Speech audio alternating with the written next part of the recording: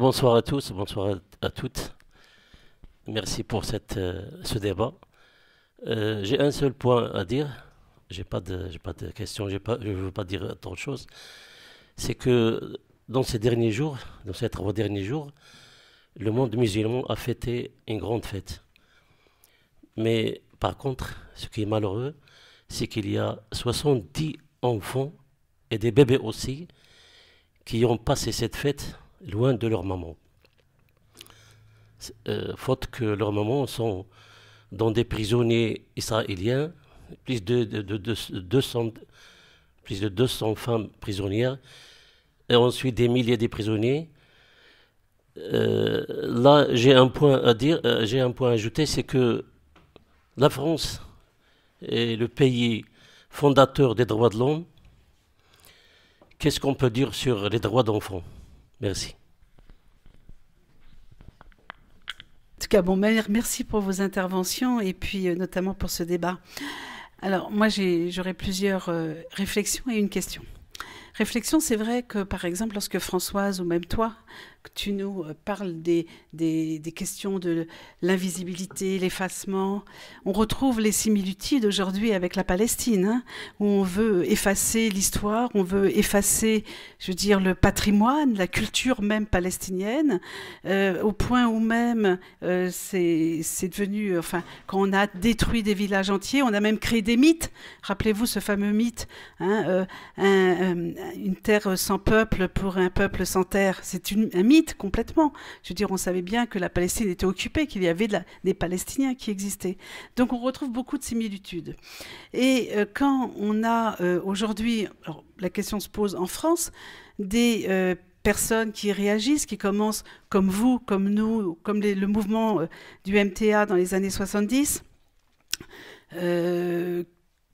comme nous dans les années 80, quand on a monté la marche, comme aujourd'hui avec la marche de la dignité et puis d'autres initiatives, on se retrouve toujours face à des critiques qui essaient de nous casser, de nous traiter, comme tu l'as dit, de communautaristes ou d'intégristes ou de islamo-gauchistes ou de je sais pas quoi. Et comme par hasard, c'est toujours la gauche qui s'oppose à nous. Alors là, on pourrait quand même se poser la question. Parce que c'est vrai, je veux dire, on a... Bon, je ne parle pas de la droite, parce que c'est clair, c'est évident que, je veux dire, que la droite ne peut ne pas nous apprécier. Mais pourquoi à chaque fois, c'est ceux qui se disent soi-disant de gauche qui viennent s'attaquer à nous? Que ce soit hier, au moment du mouvement du MTA, hein, quand il y a eu, dans les années 73-74 à Marseille, ces Algériens qui se sont fait je veux dire, ratonnade, hein, qu'il y a eu, il faut le dire comme ça, c'était ça, la ratonnade qu'il y a eu, que ce soit dans les années 80, lorsqu'on a fait la marche, c'est la gauche qui nous a mis, je veux dire, dans les pattes SOS Racisme et qui a commencé à nous dénigrer nous-mêmes. Et après, bien sûr qu'on n'a peut-être pas su et qu'on porte une responsabilité dans le sens où on n'a peut-être pas su, on n'a pas réussi, je veux dire, à transmettre, parce qu'on avait les mains dans le cambouis, puis on était en train de se défendre, en train à chaque fois d'être sur la défensive, et au lieu d'être sur l'offensive, en fait, on s'est retrouvé à chaque fois mis au pied du mur et être obligé d'être sur la défensive.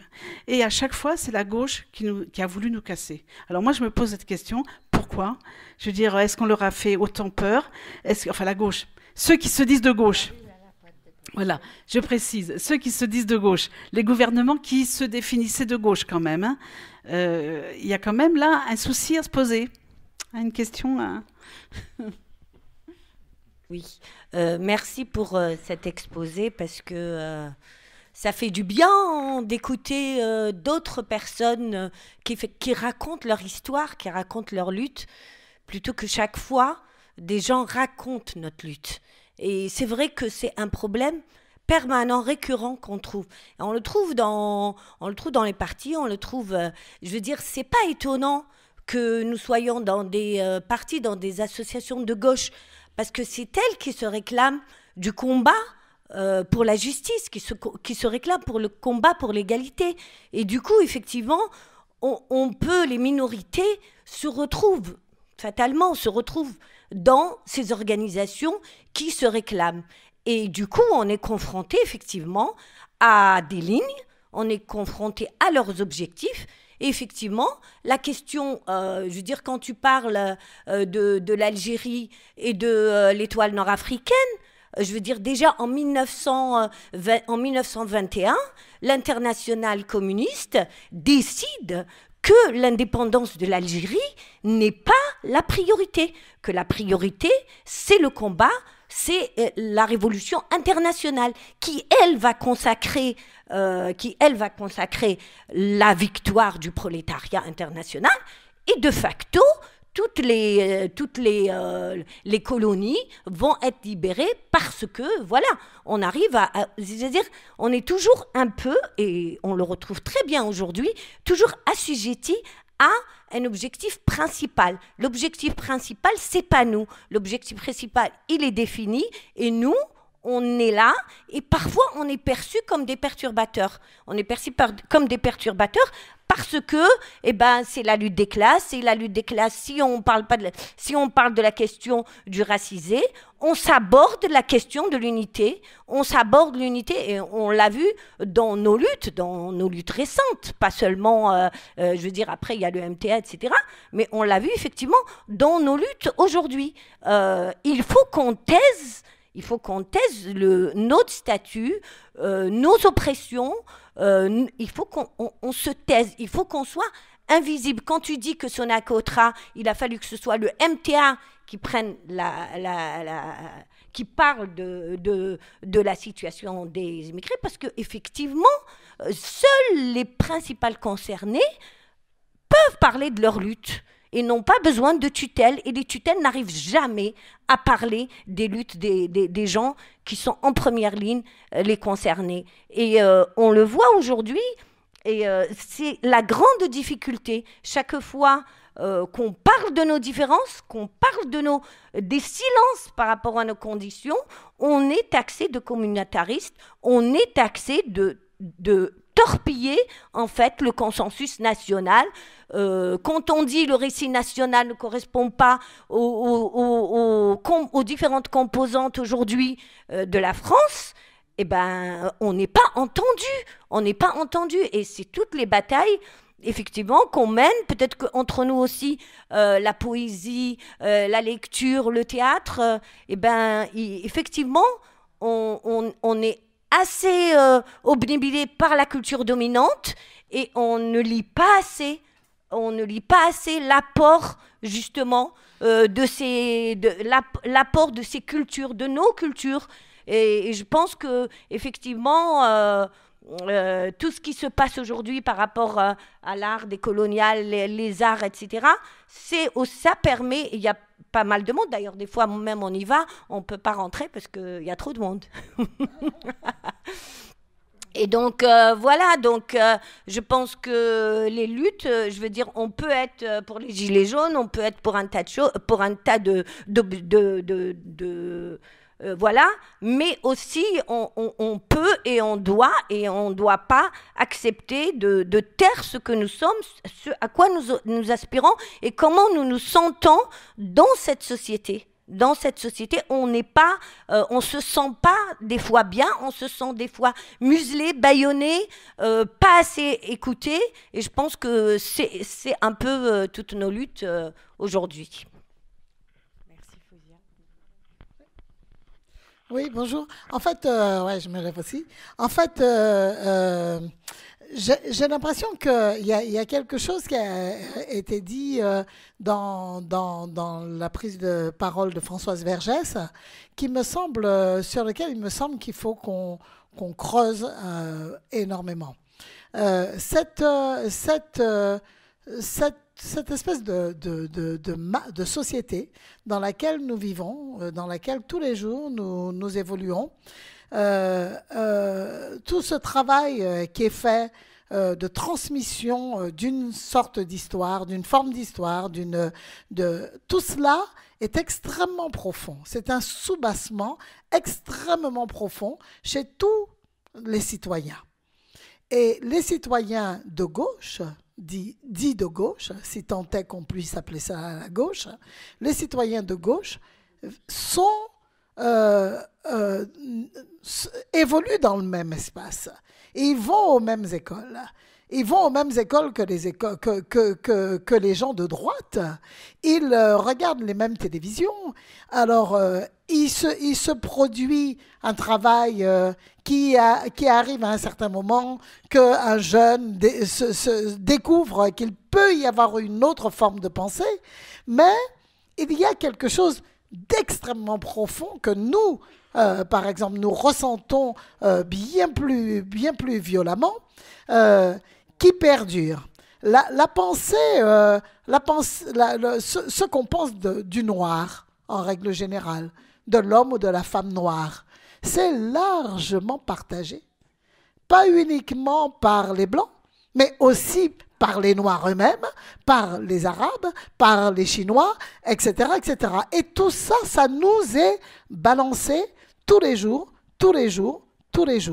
par des petites choses, par le type de rôle qui peuvent être donnés à la télévision, par le fait qu'on passe à côté d'un contrôle de jeunes qui sont contrôlés et qu'a priori on se dise que peut-être ils l'ont mérité, etc., etc. Toutes ces choses-là que nous-mêmes, que moi-même, je passe à côté d'un groupe de jeunes qui font un peu de bruit et j'ai envie de leur dire parlez moins fort.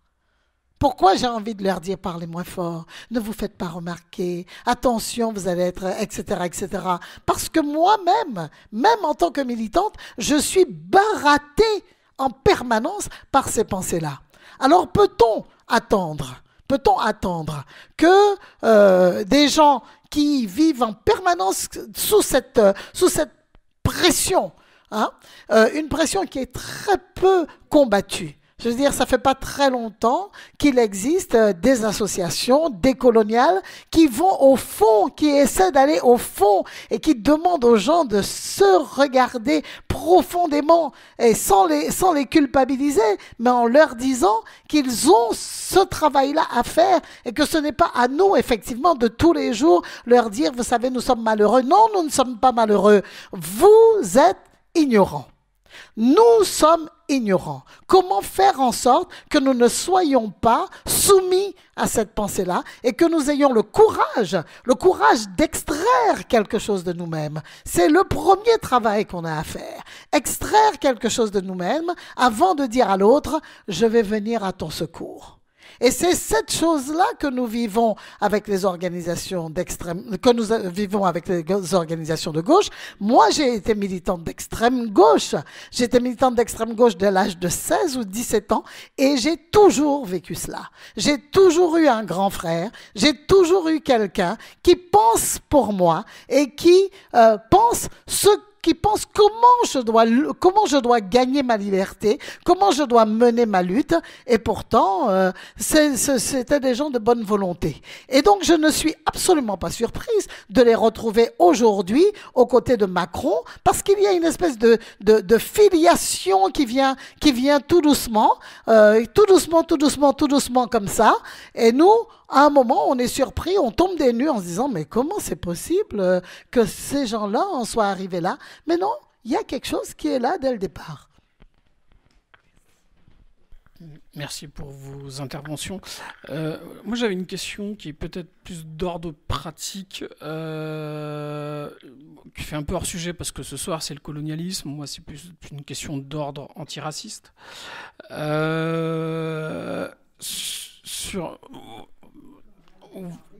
Laissez-moi terminer.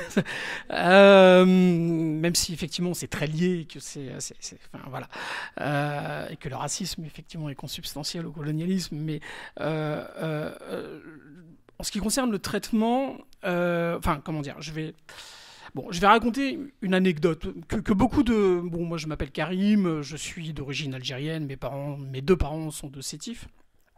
Moi, je suis né en France et comme beaucoup effectivement de personnes d'origine algérienne, je vis des discriminations à l'emploi ou au logement.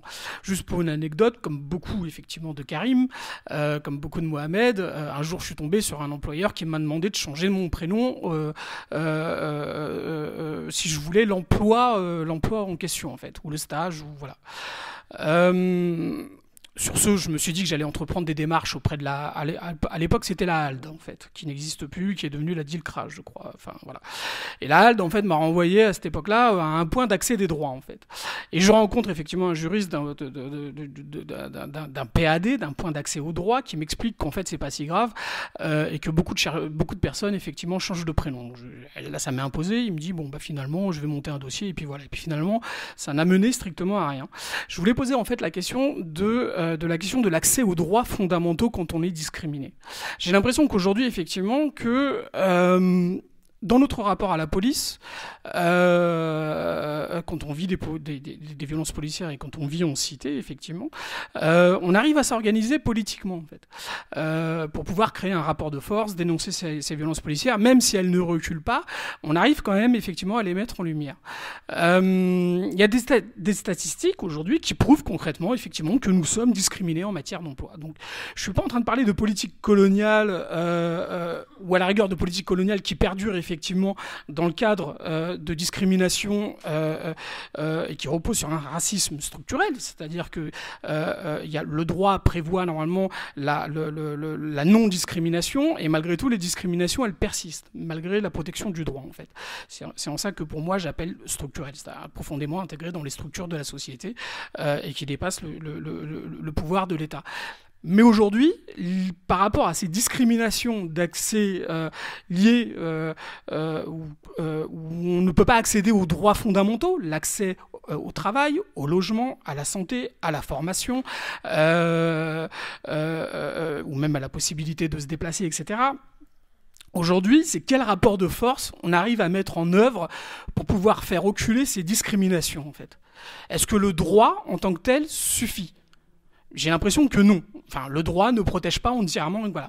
Donc aujourd'hui, qu'est-ce qu'on met en œuvre pour faire reculer ces putains de discriminations, sachant qu'elles sont renforcées en fait par une stigmatisation médiatique infamante qui ne cesse de se durcir depuis les attentats et depuis même, j'ai envie de dire, le 11 septembre 2001, donc j'ai envie de dire depuis 18 ans, etc. Genre, voilà. Aujourd'hui, voilà. Moi, je ne vois pas de solution concrète. Je ne crois pas qu'un CV où on ne met pas son nom, ça fasse avancer quoi que ce soit, etc. Voilà. Donc voilà ma question. Alors peut-être une dernière question, après on vous laisse répondre et s'il y a d'autres questions plus tard, on... Bonjour, merci beaucoup pour ces interventions qui sont très riches. Vraiment, c'est super parce que enfin on parle de nous. On parle de nous, c'est-à-dire nous-mêmes, on parle de nous-mêmes, quoi. Et je pense que, moi, je rajoute que la gauche, tant que la gauche parle de nous, et c'est pas, dès que nous, on veut prendre la parole pour parler de nous-mêmes, de discuter de notre histoire, de notre avenir, de notre choix dans la vie, on n'est plus bon, on se victimise. Et je trouve que c'est difficile. Moi, je viens d'un quartier populaire. Ça fait 30 ans que j'habite dans ce quartier populaire. C'est le plus pauvre de Montreuil. C'est le parc le plus grand, c'est le plus grand parc HLM de Montreuil. On a une bibliothèque, certes, mais c'est une bibliothèque qui a la taille d'un petit couloir. Donc on a construit un KFC pas très loin, on a un Leader Price, un Lidl, et c'est vrai que les gens ne sortent pas de ces quartiers-là. C'est très difficile. ATD Carmande, dernièrement, elle avait proposé aux politiques qu'il faut peut-être réfléchir les attributions du logement en faisant, par exemple, par rapport aux quotients familiales. Moi, je pense que c'est possible. C'est une proposition, mais il y en a peut-être d'autres. Moi, j'en sais rien. Qu'est-ce qu'il faut faire pour faire en sorte qu'il n'y a pas ces ghettoisations? Et ce que je trouve abominable, c'est que le système colonial, c'est un système pervers parce qu'on a honte d'être colonisé. On a vraiment honte d'être colonisé. Et maintenant, on a honte d'habiter les quartiers populaires. On a honte de venir de certaines écoles. On a honte d'avoir accès juste à quelques quartiers. La dernière fois, pendant le Ramadan, on a essayé de faire un iftar dans la rue, dans le centre-ville. C'est compliqué ne serait-ce que d'inviter les gens des quartiers populaires à descendre au centre-ville, prendre place dans les centres-villes. C'est compliqué, ils ont honte. Ils me disent, mais qu'est-ce qu'on va faire là-bas? On n'a rien à faire là-bas. Et c'est vrai que c'est difficile, c'est un chagrin. Et je pense que maintenant, il est temps que la honte change de camp. Parce que le système pervers, il s'attaque à l'effacement, c'est vrai, et il nous fait honte de nous-mêmes.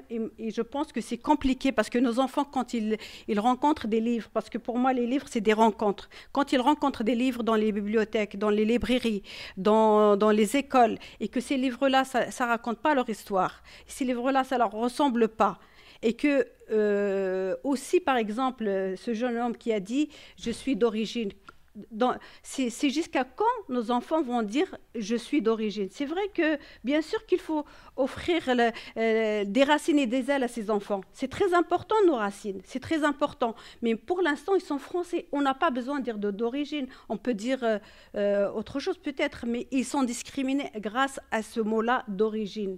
C'est des petits Français. Il y en a des enfants qui sont français depuis plusieurs générations et ils ne se sentent pas français. Et la dernière fois, il y avait des gamins qui se disputaient dans le bus avec des adultes et un adulte qui dit « vous n'aimez pas la France ». Et puis il me regarde, il me dit « vos enfants n'aiment pas la France ». J'ai dit « non, c'est pas ça ». J'ai dit « c'est la France qui n'aime pas nos enfants ». C'est différent. Et j'espère que peut-être que demain, ça sera meilleur pour nos enfants.